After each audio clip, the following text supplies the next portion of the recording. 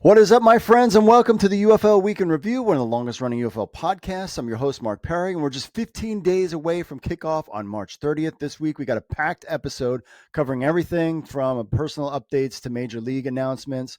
We'll touch on my wife's condition, the DC Defenders season with Abram Smith being out, Deestroying's exciting new chapter as the San Antonio Brahmas kicker. Plus, we've got the lowdown on the 2024 championship venue, roster updates from training camp, the latest on Under Armour's renewed partnership with the UFL, and so much more. But that's not all. In our notes section, we'll quickly dive into the ALF's broadcast expansion. IFL Week 1, Indoor Football League is up. New partnerships with the UFL and Michael Strahan's brand. Player cuts, retirements, updates on the mobile app, News Hub Fantasy, and our forum, and so much more. Plus, we'll wrap things up with your emails and all of that good stuff. But before we kind of get started with the show, if you haven't seen it on social media, I posted that a week ago today, actually on Friday, late Friday night, got a phone call as me and my wife were going to bed from her blood doctor. You know, my wife was in ICU for a week, was in the hospital for another week recovering from sepsis. Her body just kind of shut down. We kind of didn't know what maybe was the underlying cause. Maybe they thought it was like an ulcer, but they thought everything was going well. But they had done a test for something called HLH, and it was a bone marrow test. And they went in and it said they didn't have HLH and then she didn't have lymphoma, but you know, it still needed to run its course as far as it would take, 7 to 10 business days for them to do the final analysis. And the analysis is that my wife at 48 years of age has blood cancer. It's something called multiple melanoma. It's treatable with drugs. She doesn't need chemotherapy, but she needs, just like a chemotherapy patient. Actually, after I record this, we're going to her first session. So all we ask is for your prayers, your continued prayers. UFL, the UFL community, all football community, spring football community has been awesome. And that's all we really have going on now. It should be the technology, the latest and greatest. I mean, basically it was, 10, 15 years ago, you maybe could live for 5 to 10 years with this thing. Now, people are thriving at having it at 5 years ago. So it seems like it's something, and they've said that the treatment options are wonderful right now. And technology is really kind of advancing this disease. So hopefully it's something that she would just be on drugs for life. So she would kind of go through this therapy where it's once a week, and then it would be once every other week, and then once every 3 weeks. And then she might need a stem cell transplant. They originally called it bone marrow transplant, but now they recently just said it's like a stem cell transplant kind of thing. What it is, it's plasma in your blood, and it's cancerous. And so basically it was clogging up her system. And so that's why she couldn't fight off having a strep, and which then turned into pneumonia because she just didn't have it was all gummed up there. And so what this drug will do is break out the cancer. She has to drink lots of water. It kind of flushes it out, and then hopefully just keeps it at bay. It's like, any other kind of thing. I always tell people, like, Roman Reigns had leukemia twice. It's just kind of a different version of this, but everybody's different, hence the name multiple melanoma. So we just ask for your prayers, your continued prayers, and we'll see how this thing goes. But God is good. She says God's got this. I agree with her. There's a definite plan with all of this. We're going to do something when it comes to the DC Defenders, and doing something. I want to do something positive because of this whole experience. I have an idea. I know exactly what it's going to be. I haven't announced it yet, but we'll get there in the next week or two, and we'll have an announcement on that once I kind of figure everything out. But kind of dealing with life things now. So again, she's the love of my life. She's my angel. A lot of tears, a lot of, this has been a week, and I've explained this story to people at work, friends, family, and it's a gut punch. Whenever you've gotten that call, if you've talked to that doctor, you've gotten that it's a gut punch. And I know you all out there know you've had loved ones. My dad, what's weird about this story is that my dad died of cancer, thyroid cancer, very quickly. Same kind of deal. Was sick, and then a month later died from thyroid cancer. I was in my 20s. I was 21 at the time, and my mom was 49 when she lost her husband, and I'm 49, and I have kids in their 20s. So it's this weird kind of flashback, but I mean, and it really tests your faith. And my faith is strong. I feel like God's got this. God's got a plan. There's something good that's going to come out of this. And again, just prayers. And I really believe that they are the most powerful thing that we can do. I haven't moved away from God. I've actually even gotten even closer. And it's been, just, it is what it is. And now on the cusp of, here it is. I've been waiting since 2018 for this league to kind of come, and then it started and it didn't stop. And then you had the CFL stuff going on, and then the USFL came out, and all these other things going on. And I didn't, and finally it's here. Finally, we were like, oh, this is awesome. Like, we're going back to DC. We'll go to a game together. Whether she comes to the first game or not, I'm telling you, she's been improving every day, which is kind of the opposite of what happened with my dad. He just kept progressively getting worse every day. So like, that is good. And I just think God is good. And I feel comfortable in that, no matter what happens, that God is always good. And his hands have been in everything, from doctors to people. I could tell you a gazillion stories about this experience where God has touched something. And I'm like, and even if you don't believe it, play the lottery, because some of this stuff, it's not happenstance. It's not random. There's a higher being. There's God that's out there. And no matter what you're going through in life, I've had a lot of conversations with people struggling with their own thing, family stuff, and we've had some good conversations about life and God and whatever. And when, as far as what's going to happen with this stuff, I don't know. I mean, I'm all in for this season, and because it's a great distraction, and we work so hard to get here. My wife seems to be doing better, but again, I'm, if I can't do a podcast because we've got family stuff going on, then that's just the way it is. I'm not in competition with anybody. I don't care. I don't care if we're the lowest site or the highest site or the best podcast, the worst podcast. I'm just doing this for fun. And because I need something outside from just dealing with whatever's going on in life.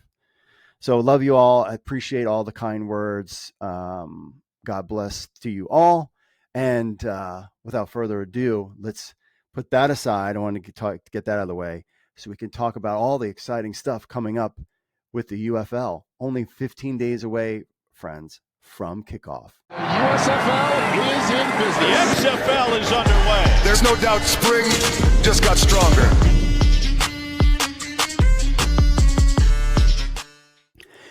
DC Defenders. Oh, Defender Nation. This one was tough. Abram Smith, according to my main man, Mike Mitchell from Sports Illustrated, who was a guest on this program last week, likely torn ACL during Wednesday's practice, casting a shadow over the team's season. I mean, you're talking about Mike Mitchell, XFL, all XFL team player, one of the top stars in the league. Smith's injury during practice now puts the spotlight on backups like Cameron Harris, Dearris Haggins, and Puka Williams. We know Puka Williams had a little legal issue there, but so he's in there. They do have depth. We'll see what happens. But losing Abram Smith, who was also the number one pick in the XFL draft, too, mind you, I should probably put that in the article. Also, but I mean, his performance the previous season, 788 yards, 5 yards per carry. Of course, he was a big part of the championship run. Remember that 200-yard game against the York Cacaw St. Louis Battlehawks? Cacaw is the law. Not on that day. Not on that day, my friends. So how is this going to play out with Jordan Ta'amu in the mix? We'll have to kind of see who is going to lead the way for the DC Defenders. They have their home opener against the Brahmas on the 31st. It's going to be something that we will be keeping an eye on here on UFL News Hub. But a star in the UFL is now out for the season. Congratulations on Deestroying as he embarks on his new journey with the San Antonio Brahmas. It looks like he will be the kicker for the Brahmas. So, and of course, we all know his story about being in college, having a YouTube channel at Central Florida. Then they said he couldn't, the NCAA said he couldn't do it because he was making money. So he kind of became an internet sensation. And now he is the kicker. He will be the kicker based on all the cuts for the UFL San Antonio Brahmas. Again, their first game is against the DC Defenders, so all eyes will be on him. Many suspected he would struggle to compete against former NFL kicker Matt Amendola, but still Amendola was cut with the first rounds of cuts, leaving De La Haye as the place kicker of the Brahmas. So we'll see. I mean, this will kind of like hurt his brand if he doesn't play well. If he does play well, it's going to be interesting to see. Earlier, he met with the media to discuss his journey, as reported by UFL insider, of course, James Larson. He said, "It's been amazing. Got a great group of guys. I'm grateful to be here in this environment. I love my teammates, my coach. It's a great man. I was overjoyed to get the news about surviving the first round of cuts. I was happy to be here every single day." So, if he is a player. Now, there was a clip, which we probably should find, one of the guys in the UFL community of Pat McAfee talking about Deestroying and how that the ball explodes off of his foot, unlike a lot of other kickers. So definitely he is somebody to keep an eye on. And I really hope, it would be amazing for not only his brand, but also for the UFL if he comes out and he plays really well. Kickoff is the law, and it will be so. The venue for the 2024 UFL Championship has been announced, and it is no surprise to anybody. The venue selected was the Dome at America Center in St. Louis. So UFL president and mayor, they were all had a kind of press conference yesterday. Battlehawks, of course, had the record attendance, which underscores St. Louis strong football community support. I hope to be there. That's June 16th. It will be on Fox at 5 p.m. Eastern for the UFL Championship game. I really plan on being there, barring any kind of setback with going on with my wife and all that other stuff with her cancer situation. But I plan on being there. And clearly, I think this is a goal for her and I to be there as well. I think, especially if St. Louis is in the championship game. Now, of course, DC Defenders should be there. But I think St. Louis has the squad. They have a lot of players. Again, injuries, like we saw with DC, is going to play a factor in how their season plays out. But having St. Louis in that championship game, I think it's going to be, the crowd size is going to be great. But having the Battlehawks in the championship, again, guys like Deestroying, doing well in the league, maybe bringing up some other stars. St. Louis, competitive, right down to the end, making it into the championship game and playing in that dome, I think would be huge for the league. And I think they have the players to do it. I really think that now that DC kind of lost.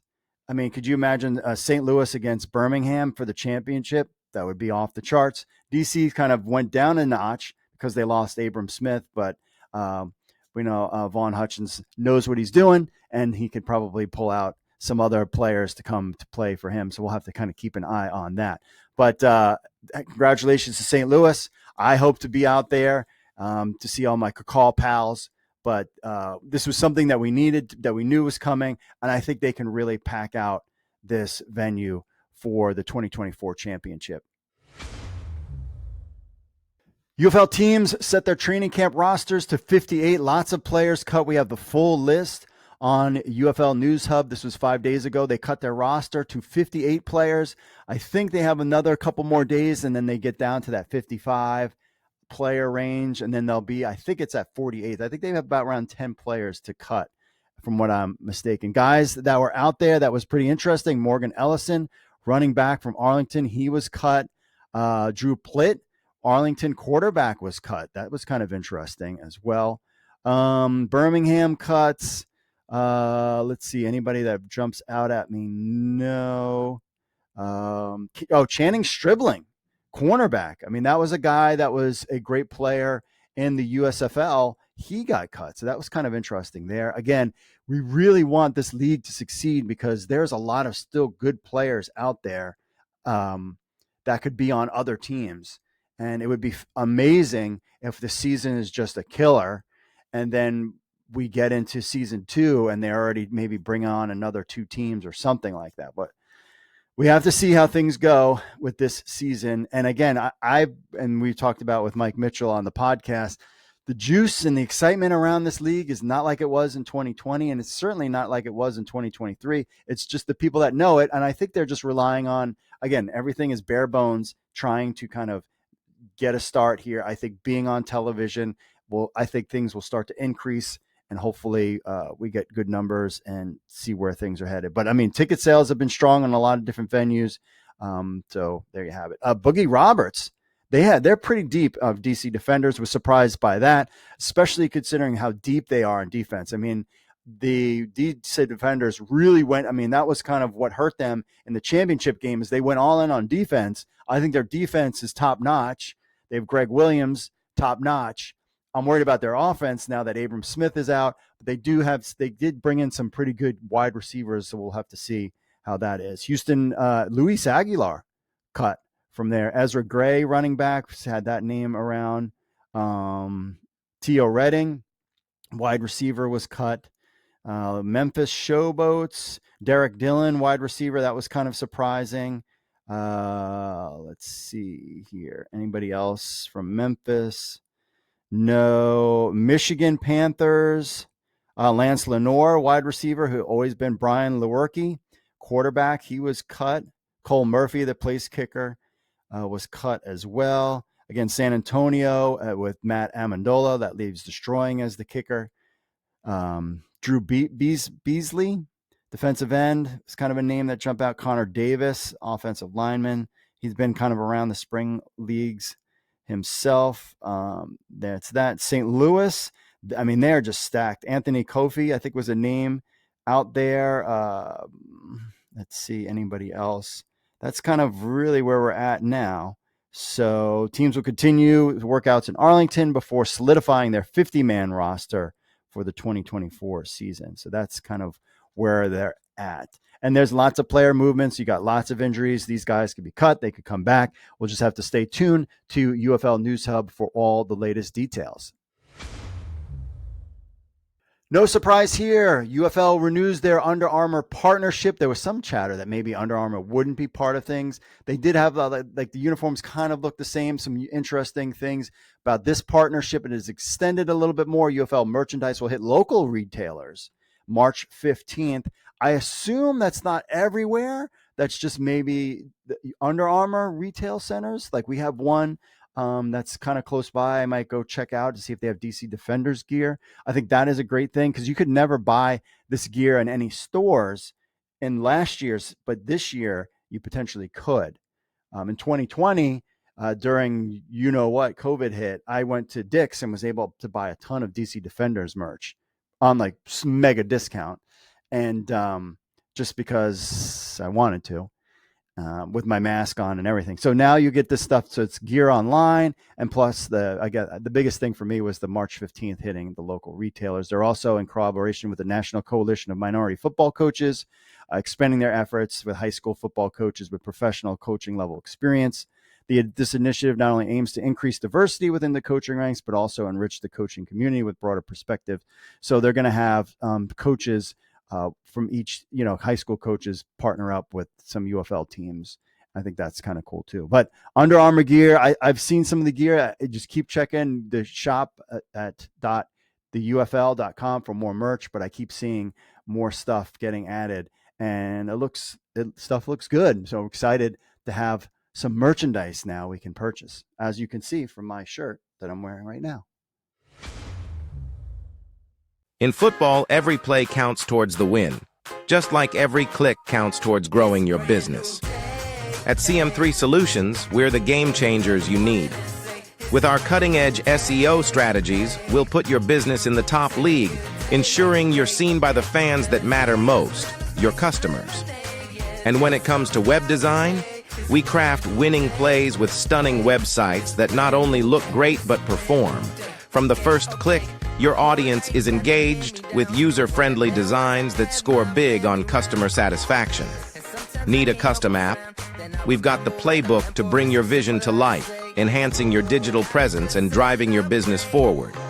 So, whether it's SEO, web design, or application development, team up with CM3 Solutions. Let's score those business goals together. CM3 Solutions, where your business wins. Visit us today at cm3solutions.com. All right, we are back. And if you can kind of check out my merch, we'll get to this in a second. Shout out to Fan Control Football. We'll get to that in a second. But also, the NFL Network expands their football coverage. The Arena Football League broadcasts will now be on the NFL Network. So the NFL Network will air 30 AFL games, and something called the OT7 games will also be on the NFL Network this spring. And fans can stream the games on the NFL Plus app as well. Now, the AFL is returning. I mean, we have the Indoor Football League. We'll get into that in a second. But this is kind of some big news. I was really surprised by this. I am a fan of Indoor Football League, not the AFL. I feel like things are kind of sloppy with the AFL. But to get this partnership with the NFL Network, I think is huge, because the Indoor Football League, of course, is just on streaming on YouTube, where this being on a network is huge. Now, maybe there's something in the works for the Indoor Football League, but their season is kicking off really soon. So I'd be surprised if they hadn't have anything going on. But so congratulations to the AFL, and leagues and networks on television are looking for more coverage and, looking for live sports. And the NFL Network, they're kicking off with Albany Firebirds hosting the Orlando Predators on April 27th, immediately following the network's coverage of the 2024 NFL Draft, what I think is huge. So they'll put it over, but we have the full schedule on the NFL Network, which is on here. So pretty cool there. I really wish it was an Indoor Football League, but to have a broadcast schedule, and then whatever this OT7 is good as well. I really wish that they would have the Indoor Football League. And even like UFL games on there too would be great. Or even replays of games. But again, I'm happy with where we're at here. But I thought that was an interesting news, and it really kind of culminates about what things could be with what we're trying to do here at News Hub. Everything between the UFL, United Football League, the AFL, the IFL, Fan Control Football, the ELF. Like, there's a lot of football out there, and we would love to cover it all. But it needs to have a cornerstone of interest, and that is the UFL. And if the UFL is something that succeeds and be something that's there for a while, then we can definitely cross into these other leagues and really go in depth with them and have the money to do it. Because I make no money off of this site. There is 0 ads on this site right now. And I actually had told my crew, I actually took out a loan to help pay for stuff. Despite all this stuff going on with my wife and money is super tight, took out a small micro loan to kind of keep us going for this season. And so that's why when I'm like, I'm waiting to see what happens. But if the UFL does take off, which I feel like it should, but I'm concerned, then we can really focus on these other leagues and really just kind of expand our coverage to all sorts of alt football out there. Speaking of alt football, my favorite, I'm a fan of the Indoor Football League. They have, Aaron has got an article about all the games coming out. You can bet on them on DraftKings if you want to, but he's got a thing. Their games start on Saturday, the game 1, all streamed on the IFL network. And he's got basically it's on YouTube. You can watch them. And he's got the Arizona Rattlers versus the Northern Arizona Wranglers. That is on there. He's got the DraftKings betting line. So he's going to cover this every week. Massachusetts Pirates, one of my teams. They're on Sunday for game 2.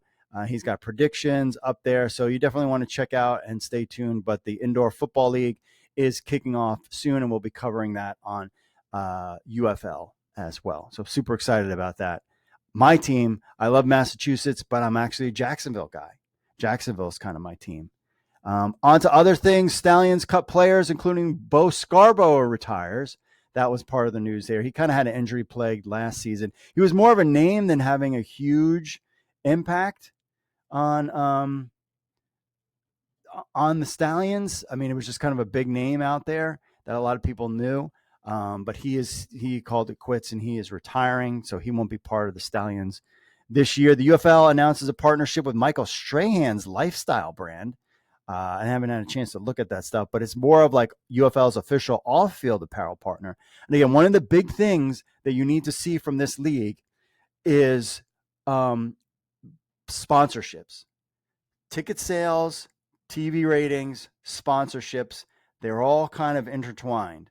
Those are the things that this league needs. And when you start to see more sponsorships like this in particular, I think that's huge for the league. And I think right now everybody's just kind of waiting and see what's going on, but they're going to have exclusive offerings available at in venues via the MSX Fashion Pick of the Game. Remember, Zoa was a partner.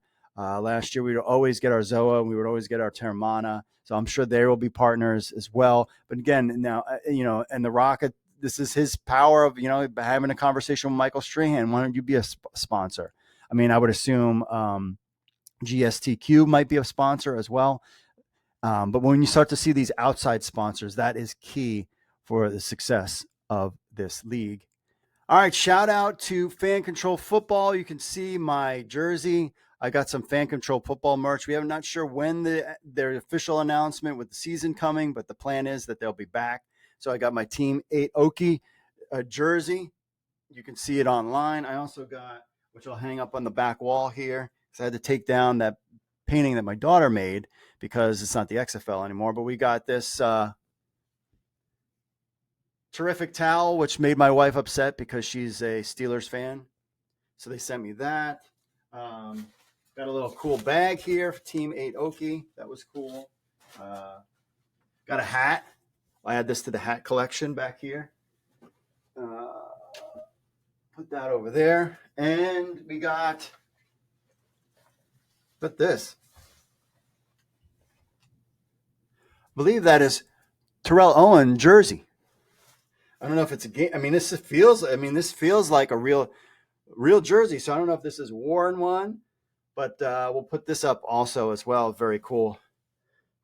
Knights of Deegan, Terrell Owens jersey this is the real deal. It's got the pad thing in it and everything. So shout out. Thank you so much to Fan Control Football. Super fan of Fan Control Football. Excited to see what they bring. And again, this is the type of things where if this league succeeds, if the UFL succeeds, that gives us an opportunity to now cover these other leagues because we have the money to put in to cover these leagues and kind of promote them as well. So it's really everything is kind of hinging on the UFL at this juncture. All right, let's get to your quick email. Hey, Mark, this is from Ken. Very cool, interesting piece about all the early season odds that we had on UFL. I think the Stallions own the top spot because the Battlehawks and Defenders risk knocking each other off now that DC Defenders Abram Smith is out, or there's going to be some star that's going to step up. So I think from an outsider's, meaning non-pro point of view, I think the Defenders and Battlehawks have the best upside as far as talent level. I agree, especially when you consider the NFL talent. The Defenders especially have signed former NFL game veterans, including former number ones Garon Conley, DeAndre Baker, as well as DJ Swearing, Kiki Kuti. I'm very excited about him, and Preston Wilson. Battlehawks have deep team, especially at skills position. The Stallions are the most interesting. They have the most unknown talent, as they have not made any changes. They have been very committed to their team, so it should be interesting to see how it goes. Truly interesting to see how it all goes down. Ken, thank you for the email there. A couple other things, show notes and new nuggets that I want to kind of talk about. First is the News Hub Fantasy. I had to shift back because I lost 2 to 3 weeks because of everything going on with my wife. So I wasn't able to kind of update the site and have it ready, but it kind of worked out because the rosters weren't ready yet. I have an all new, just uploaded yesterday, draft engine that is so much better than the clunky thing that I had before. So there's a whole new draft engine. There's a whole new mock engine as well. And that debuts today. Drafts are going to take place starting today at News Hub Fantasy. If you want to play fantasy football, and if you want to be a part of a league, email me, podcast@UFL News Hub, and I'll add you to our listener league there. I've been doing a bunch of drafts. I've got players that I like about. You can pre-draft your players, the guys that you want. right now, it's still just one quarterback, one kicker, and 6 teams. Again, if the CFL season did happen, I would have way more stuff involved with this. But I needed data. I need to get real time stuff to kind of play with things and go there. So there'll be improvements throughout the season. But as far as the drafting goes, this is brand new. It's much better. You should do it on your desktop. Don't do it on your phone. But it's a lot better than what it was before. And that was kind of a weakness of the app. But everything else, it's gone through 2 seasons it's gone through an XFL season and 3 seasons of the USFL. So I feel like the day-to-day management of everything is pretty good. We'll just have to kind of see how this rolls out. And then as the season goes, I'm going to add new pieces to the puzzle and just keep building it out. I mean, the goal is to have a big, if the UFL succeeds. Oh, and then the news app, the phone app, I haven't had a chance to even touch that yet, but I'm excited to get in on that. But the overall goal is for News Hub, if this league succeeds, is then we'll do something called another football site where we'll actually have NFL news on there. But that's for the summer. We're still covering the CFL. That's the plan this year also as well. And yeah, so that's going on with those things. Again, I thank you. Appreciate all the thoughts and prayers for my wife. It's kind of difficult week when your wife, the love of your life, basically, they tell you that she has cancer. And trust me, I seem pretty good now. A week ago, I was not good. The whole weekend was spent telling kids and family members over and over again that, wife has cancer and she's 48, perfectly healthy. You know what I mean? Like, eats right, exercises, does everything you're supposed to do. And it's like, it's just, I don't get it. But what can you do? But we have something to look forward to. One is to see if she can make it to the DC Defenders' first home game. We have some time for that. And then also even make it to St. Louis would be fantastic. We just kind of have to play it by ear, taking it day by day, my friends. But at least we have something super exciting to look forward to. Easter weekend, the DC Defenders, everybody's together as one league, and then we'll see what happens. I'm excited for that. I'm trying to think if there's anything else. That is it, my friends. So again, thoughts and prayers for my wife. I'd appreciate that. And we will see you next week. We're bringing on some special guests, so stay tuned for that. It's going to be a lot of fun. So that's it for me, folks. As always, God bless. And I will. Oh, and then don't forget to check out our forums too. Forums are on the site now as well if you want to kind of be part of the community.